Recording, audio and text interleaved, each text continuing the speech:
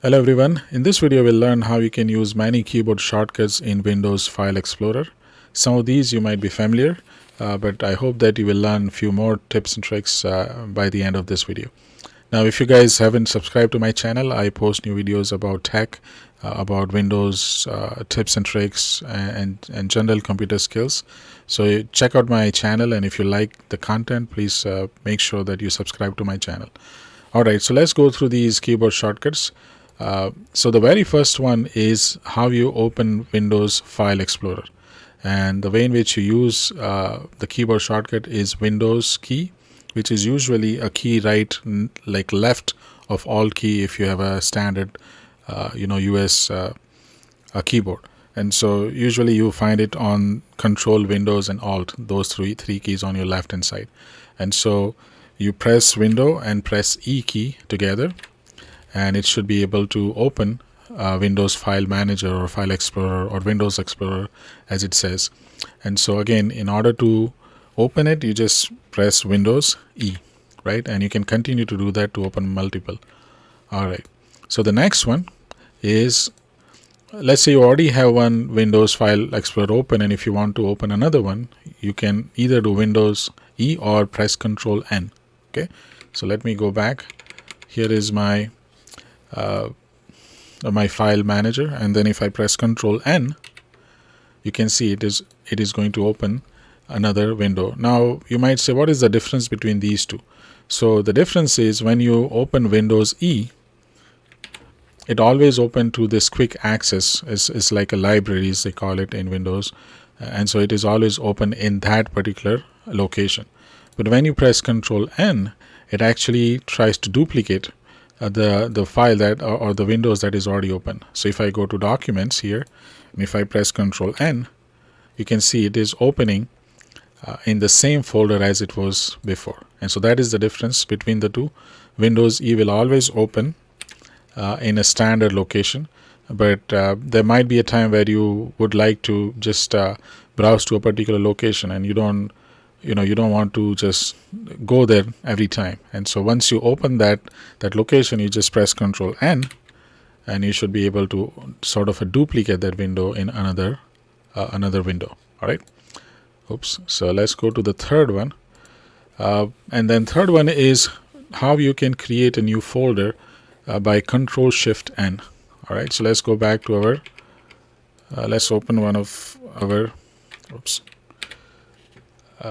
our file manager. Let's go to desktop.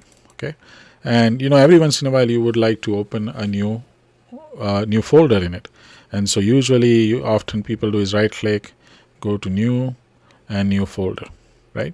And let's say this is a test one. But there's a pretty neat keyboard shortcut which is Ctrl Shift N. So you press Ctrl Shift together and press N, and you can see that it is able to create this new folder, and this is usually an empty folder, right? So let's delete these two, and again, if you want to create a new folder, press Ctrl Shift N, and this is a new folder, right? So that's a pretty neat and easy technique or keyboard shortcut to remember. Okay, the next one is if you would like to show a preview, and so let's go to maybe pictures. I hope I have some pictures here. All right, that's okay. So anytime you have a picture, or you want to preview sort of those document or a picture, you can bring up a pan called Preview Pan. Now usually you can go to View, and there is right here you can see Preview Pan, right?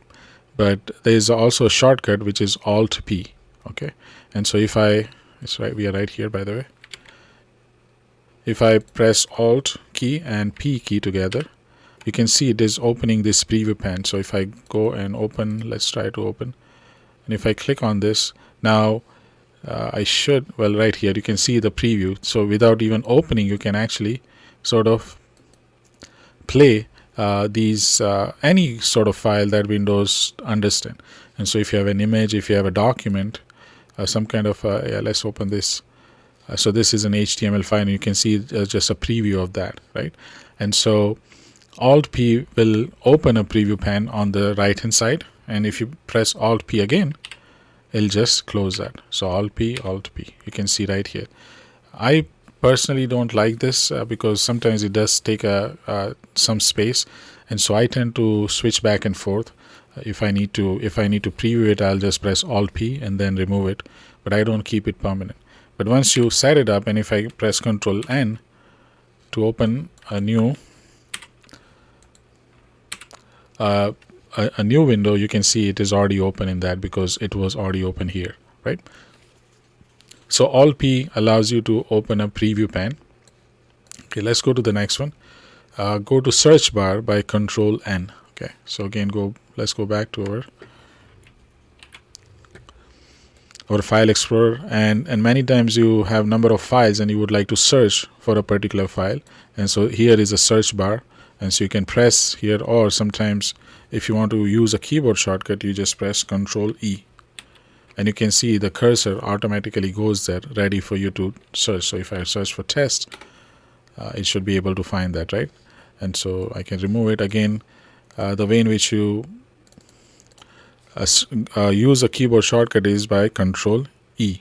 Ctrl E goes there. So you can see right here, it automatically even shows the previous history of all the things that you have searched before, right? And so so that's, again, it's a pretty nice little trick using a keyboard shortcut.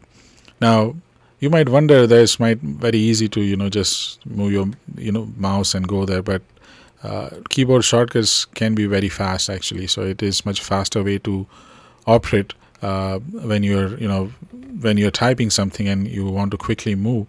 You can easily use keyboard shortcut rather than a mouse. Okay. Now the next one is a pretty familiar keyboard shortcut, which is if you want to make your file manager in a full screen mode, you just press F11 key. And so if I press F11, you can see it is in a full screen mode. If I press F11 again, it will bring back to the original one. So F11 for full screen, and toggle it back to the original size. So again, this can be very handy if you are going to work in file manager for a long time, moving files and so on, and you want a maximum space. You can just press F11 and just it gives you a lot more space to work with. Okay. All right, let's go to the next one. So this is the one that people don't know often. If you want to go to a previous folder, you press Alt and left arrow. So let's go here and just observe what I'm trying to do here. So I went to desktop, and then I want to go to, maybe I go to downloads, then I have some work in documents, and then finally pictures. So I'm right here. Now if I press Alt and left arrow key, you can see it just goes back to the almost like how I browse to this folder. If I press Alt right, it'll go back. It'll go forward. So it's a back and backward and forward, and so on. So this is again very, very useful trick where you go into a particular folder. Let's say here, and then I go inside, and then go here. And if I want to go back, you can simply just press Alt left arrow or left right arrow to go back to where you were, right? So it's almost like if you have Google Chrome, if you want to go back to the previous page that you visited, you just press back key, right, or forward key, and so on, and so or a forward key, and so on. So the same concept, but it is pretty useful. So to go to the previous folder, Alt left arrow. To go to the next folder, Alt right arrow. Now you might wonder, what if I just open a file browser, if I try to press Alt left, it won't do anything, right? Because I don't sort of have any history with this particular window. But let's say I go to videos here. Now if I press Alt left, it'll go back to the first one. If I try one more time, it won't do anything because that's the only sort of browsing that I have done in this particular window. Okay, so the next one is similar to what we have done in the last two, but there are times where you would like to go one level up to the folder that you are in. For example, let's go to C, dev, and then there is a Java folder and so on, or let's go to some deeper one. Yeah, so I'm right here, and let's say I would like to go to this dev. Okay, and so I can press Alt and up arrow, and you can see what it is doing is it's going one level up in the hierarchy of this one. If I go back to, let's go back to, oops, not this one. Again, if you keep noticing here, if I press Alt up, it'll go to first WinMerge files, it'll go one more, and so on. And so the difference between this and Alt left and right arrow key is, let's say I'm here, right, and I go to downloads, but then again I go back to our C, dev and CSV, for example. So if I go Alt left, it'll follow. See, it is going to the downloads folder.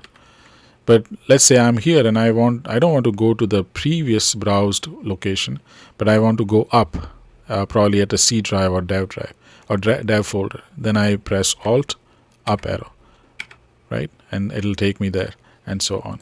So again, this is a pretty interesting and useful keyboard shortcut. So Alt left, right, and up arrow.